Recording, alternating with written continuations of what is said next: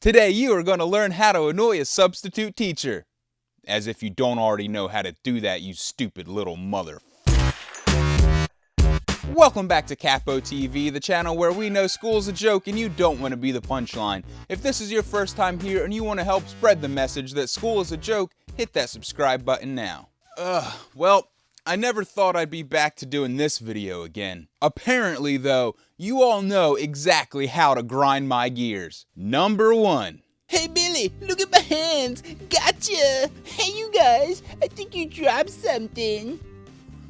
Are you serious? Are you still doing this 15 years later? I don't know exactly when Malcolm in the Middle came out because I didn't really like the show when it was around, but I know this stupid OK symbol came from that show. Maybe it was even before that show, but people are still doing it today in 2017. Although they have modified it a little bit to make it school appropriate. Instead of wailing on a kid, they usually say, "Who drop your shoulder, dude?" And this. What is this? It's almost as bad as the nay-nay and the dab were last year. I hope this trend dies soon. Number 2. You know what really annoys me as a substitute? When you've got that stupid kid in the class who refuses to do anything and who complains about everything, but then at the end of the class comes up to you and says, "Mister, I don't think school really helps you learn anything."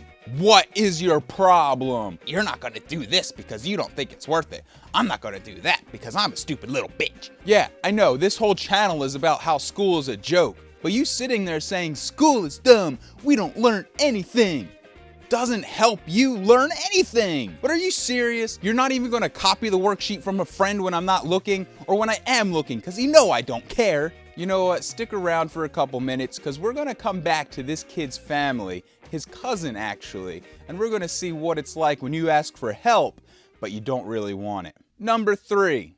Oh hey, could you put your cell phone away please? You know I don't really mind, it's just you're making it really obvious, and if anyone walks by the door and sees you with the cell phone— "Oh my god, I'm texting my mom, mister."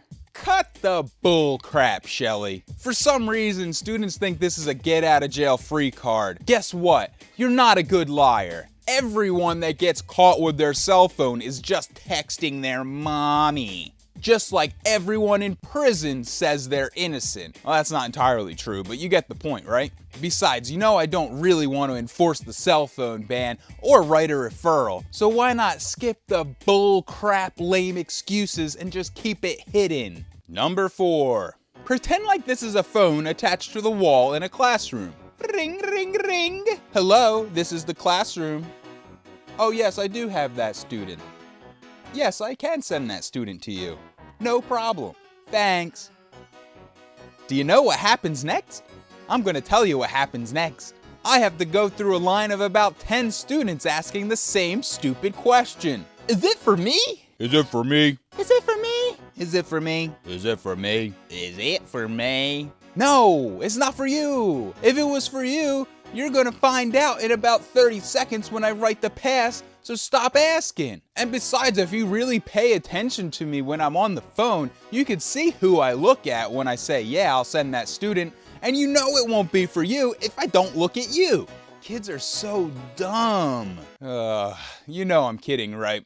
I would never say you're dumb to your face. Number 5. Now here's the cousin of that kid I talked about earlier. You know, the kid who refused to do anything in class but then complained that school doesn't teach you anything. This is that kid's cousin. The kid will call out, "Hey mister, can you help me?" And I'll walk all the way across the classroom just to help this one kid who asked for it. Because that's what I do. I'm a pretty nice guy. So I go sit down with this kid and we start looking at the problem. You know what he does? "Oh, hey Joey, how are you today, dude?" So the kid's sitting there like this on his phone, talking to little Joey over there, asking what's for lunch. He's doing everything except paying attention to what I'm trying to help him with. So what do? I stand up and I say, "Sorry, little Bobby, it looks like you don't want my help after all." And I walk away. In the meantime, this kid is oblivious that I just left him there. When he does realize that I'm gone, you know what he says? "Hey mister, you didn't help me." What? You can't ask for help on something and then not pay attention to the person that comes to help you. Here's an extreme analogy. It's like being in a car crash, calling 911 for help, and when the ambulance arrives, you totally ignore them. Do we have to review the story of the boy who cried wolf? Number 6. And then there's the kid who thinks he doesn't even have to touch the assignment because he has the ultimate excuse. He's got a good grade in this class. You know who you are. There are a lot of you who know who you are.